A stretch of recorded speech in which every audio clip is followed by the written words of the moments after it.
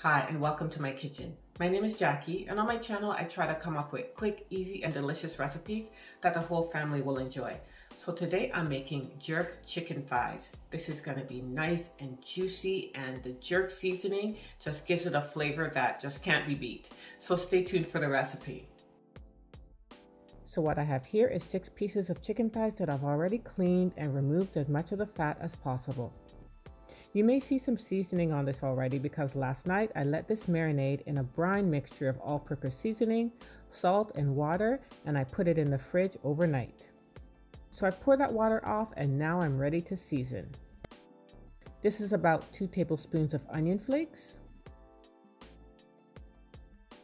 about 2 teaspoons of garlic powder, a half a teaspoon of ginger powder, about 2 tablespoons of an all-purpose seasoning. You can use whatever you have in your cupboards.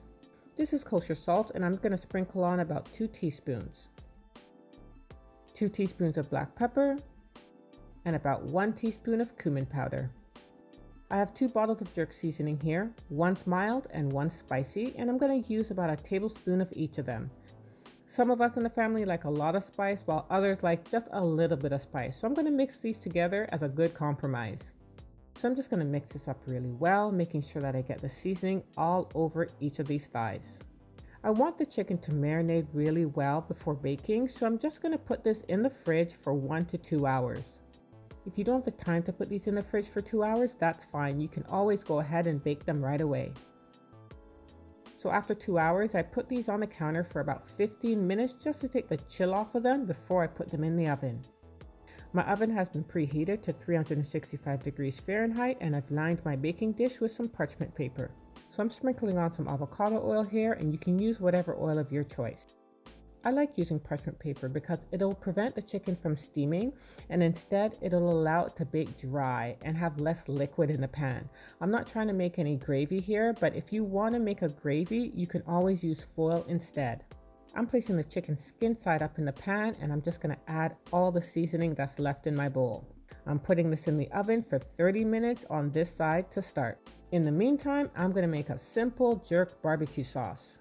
This is a 1/4 cup of ketchup, a 1/4 cup of sweet red chili sauce, 1 tablespoon of honey, and about a tablespoon of the mild jerk seasoning. And I'm just going to mix this all up. You can give it a taste to see if it's to your liking. It's been 30 minutes, so I'm going to flip the thighs onto the other side and put them back into the oven for 40 more minutes.